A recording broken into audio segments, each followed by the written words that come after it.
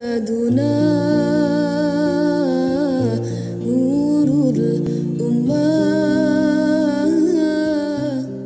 هذا بيت معهدنا نور الأمة هذا بيتنا والجنة في كل يوم تعلمنا به العلوم النافعة. Assalamualaikum warahmatullahi wabarakatuh. Nahmaduka Allahumma kama amartana an nahmad wa nusalli wa nusallimu ala sayyidina Muhammadin wa ala alihi wa ashabihi wa tabi'in wa tabi'ihim bi ihsanin ila yaumi liqa'illahi samad. Amma ba'du. Sahabat salami yang dimuliakan Allah Subhanahu wa taala, alhamdulillahirabbil alamin. Kita bersyukur pada Allah Subhanahu wa taala atas nikmat-nikmat yang telah Allah berikan kepada kita. Mudah-mudahan nikmat yang kita terima adalah nikmat yang penuh dengan keberkahan, nikmat yang bisa kita gunakan sebaik-baiknya untuk kita beribadah kepadanya. Salawat dan salam kita haturkan kepada junjungan kita Nabiullah Nabi Agung Muhammad sallallahu alaihi wasallam yang telah mengeluarkan umat manusia, membawa umat manusia minadz-dzulumatil juhli wal kufri ila nuril huda wal iman wal islam. Sahabat salami yang dimuliakan Allah Subhanahu wa taala, alhamdulillahirabbil alamin, kita bisa melanjutkan kembali belajar membaca Al-Qur'an metode salami. Terima kasih Anda masih mengikuti pembahasan-pembahasan yang kami sampaikan.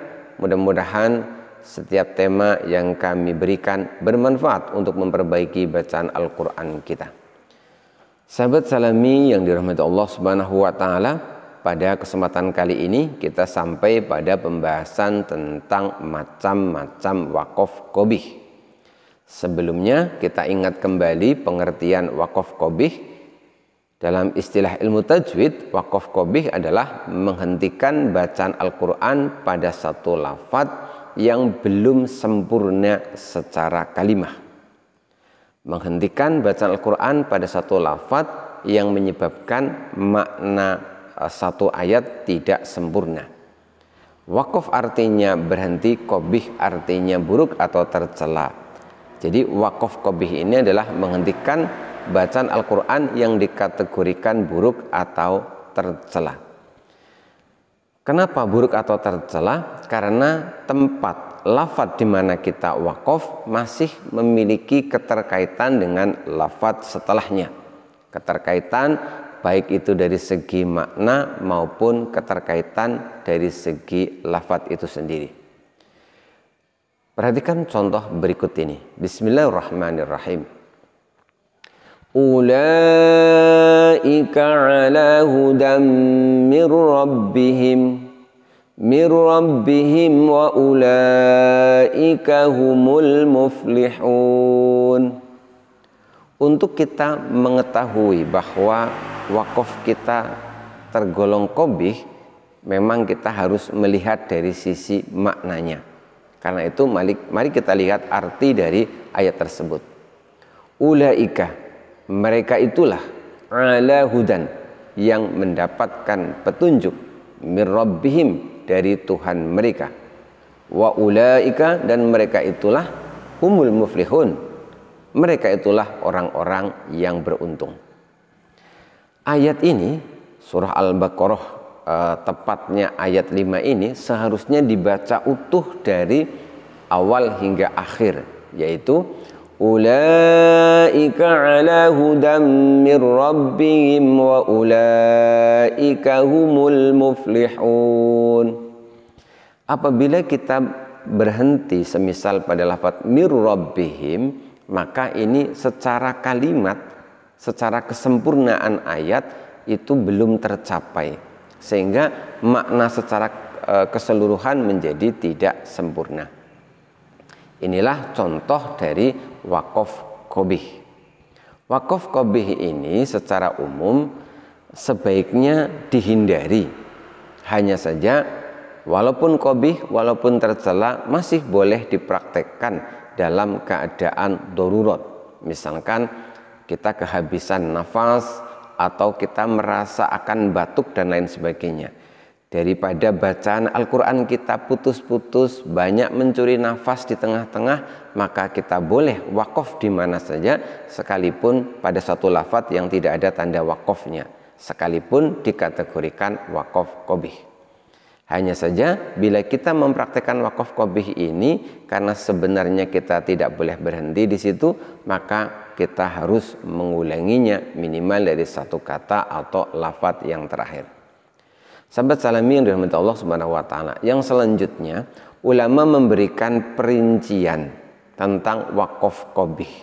Di antaranya yang pertama, dikategorikan wakaf qabih yaitu ketika seorang pembaca Al-Qur'an menghentikan bacaan Al-Qur'annya pada satu kata atau pada satu lafadz yang bisa membingungkan secara makna. Perhatikan contoh berikut ini. Innama yastajibul ladina yasma'una wal mauta yab'asuhumullahu summa ilaihi turja'un. Perhatikan sekali lagi, kali ini saya akan mempraktekkan dengan wakaf qabih ini yang seharusnya tidak dilakukan. Innama yastajibul ladina yasma'una wal mauta yab'asuhumullahu summa ilaihi turja'un. Ketika saya berhenti pada lafadz wal mauta, ini contoh wakaf qabih. Kenapa qabih? Karena secara makna membingungkan. Mari kita lihat maknanya. Innama yastajibul ladina yasma'una. Sesungguhnya orang-orang yang bisa menjawab seruan adalah orang-orang yang mendengar. Wal mauta, sedangkan orang-orang yang telah mati, yab'asuhumullah, Allah akan membangkitkan mereka. Tsumma ilaihi, kemudian hanya kepada Allah lah turja'un, mereka akan dikembalikan. Apabila kita wakaf pada lafadz wal mauta, maka maknanya menjadi membingungkan. Maknanya menjadi demikian. Sesungguhnya orang-orang yang bisa menjawab seruan Allah Subhanahu wa taala adalah orang yang masih hidup dan orang yang telah mati. Disinilah makna bisa membingungkan. Kenapa? Karena secara logika tidak mungkin orang yang telah mati itu bisa menjawab seruan. Jadi inilah contoh dari wakaf qabih yang dikategorikan membingungkan secara makna. Kemudian yang berikutnya yang juga dikategorikan wakaf qabih adalah saat kita wakaf pada satu lafadz yang justru maknanya bertentangan dengan yang dikehendaki dari ayat yang kita baca. Perhatikan contoh berikut ini. Ya ayyuhalladzina amanu la taqrabus salata wa antum sukara hatta ta'lamu ma taqulun. Perhatikan, saya akan baca kembali. Kali ini saya akan praktekkan wakaf pada lafadz yang tidak seharusnya. Ini contoh yang tidak pas. Ya ayyuhalladzina amanu la taqrabus salata wa antum sukara hatta ta'lamu ma taqulun. Mari kita lihat secara makna. Ya ayyuhalladzina amanu, hai orang-orang yang beriman. La taqrabu, janganlah kalian mendekati as-salata, salat. Wa antum sukaro, sementara kalian dalam keadaan mabuk. Hai orang-orang yang beriman, janganlah engkau mengerjakan salat ketika engkau dalam keadaan mabuk. Hatta ta'lamu ma taqulun, hingga kalian menyadari, kalian sadar apa yang kalian katakan. Itulah yang dikehendaki oleh ayat tersebut. Tetapi apabila kita wakaf pada lafaz shalah seperti ini, ya ayyuhalladzina amanu la taqrabus shalah, maka maknanya menjadi rusak, menjadi bertentangan dengan maksud ayat, yaitu wahai orang-orang yang beriman, janganlah engkau mendekati sholat. Sekali lagi, ini bertentangan dengan maksud ayat. Kemudian contoh yang terakhir yang oleh ulama tajwid dikategorikan wakaf qabih adalah saat kita atau seorang pembaca Al-Quran menghentikan atau wakaf pada satu lafaz atau satu kata yang bertentangan secara tauhid, yang bertentangan secara akidah. Perhatikan contoh ayat berikut ini. Qala Ibrahimu fa inna Allah ya'ti bisyamsi minal masyriqi fa'ti biha minal maghrib fa'ti biha minal maghribi fabuhital ladzi kafar wallahu la yahdil qaumadz zalimin. Ketika saya menghentikan bacaan pada lafaz wallah, perhatikan pada lafaz wallah, ini termasuk wakaf yang qabih, sangat tercela. Apa sebab? Karena jika kita wakaf pada lafaz wallah tadi, maka ini secara makna bertentangan dengan akidah. Untuk kita tahu, mari kita lihat maknanya. Qala berkata Ibrahimu, Nabi Ibrahim alaihissalam, fa innallaha, maka sesungguhnya Allah subhanahu wa ta'ala, ya'ti bisyamsi minal masyriqi, Allah menerbitkan matahari dari timur. Fa'ti biha minal maghrib, maka terbitkanlah matahari itu dari arah barat. Fabuhita, maka bingunglah alladzi kafar, orang-orang kafir. Wallahu, dan Allah. Secara logika tidak mungkin Allah itu bingung. Maka jika kita wakaf pada wallah, ini termasuk qabih. Apa sebab? Bertentangan dengan akidah. Yang makna yang sebenarnya adalah bahwa Nabi Ibrahim memberikan tantangan kepada orang-orang yang tidak percaya Allah dengan menyebutkan bahwa Allah telah menerbitkan matahari dari timur. Kalau kalian tidak percaya, coba, kalau kalian sanggup, terbitkan matahari dari barat. Fabuhital ladzi kafar, maka bingunglah orang-orang kafir. Wallahu la yahdil qaumadz zalimin, dan Allah tidak memberi hidayah, tidak memberi petunjuk kepada orang-orang zalim. Inilah makna yang sebenarnya. Jadi sekali lagi, ini adalah contoh dari wakaf qabih. Kenapa qabih? Karena bertentangan secara akidah.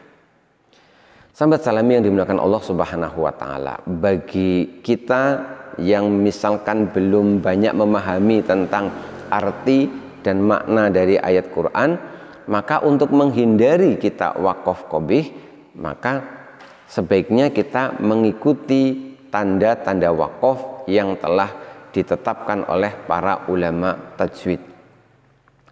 Kemudian untuk memperbaiki bacaan Al-Quran kita, maka sebaiknya kita mulai menekuni, mempelajari tentang maknanya. Tidak hanya sekedar kita mempelajari cara bacanya, tetapi alangkah baiknya kalau kita sudah mulai mempelajari terjemah dan makna dari setiap ayat Al-Quran yang kita baca. Dengan seperti itu kita bisa menghindari melakukan wakaf qabih, wakaf yang dikategorikan buruk atau tercela. Namun jika kita baru dalam tahap belajar tentang cara membaca Al-Quran, maka sesungguhnya sekalipun tercela tidak mengapa kita wakaf dimanapun, pada lafaz dimana saja. Yang penting apabila kita wakaf pada satu lafaz tertentu, ini kita niati karena masih dalam tahap belajar. Jangan sampai kita sengaja wakaf pada satu lafaz tertentu yang bertentangan dengan akidah, sampai kita meyakini dengan keyakinan yang salah. Inilah yang dilarang. Tetapi Sekali lagi bagi kita yang masih dalam tahap belajar tentang cara membaca Al-Quran, tidak mengapa sekalipun qabih itu masih diperbolehkan. Sahabat Salamin dimuliakan Allah Subhanahu wa taala, demikianlah pembahasan kita tentang wakaf qabih dan macam-macam wakaf qabih. Mudah-mudahan Allah Subhanahu wa taala memberi kita petunjuk untuk kita bisa terus istiqomah belajar guna memperbaiki bacaan Al-Qur'an kita. Billahi taufiq wal hidayah, waridho wal inayah. Wassalamualaikum warahmatullahi wabarakatuh.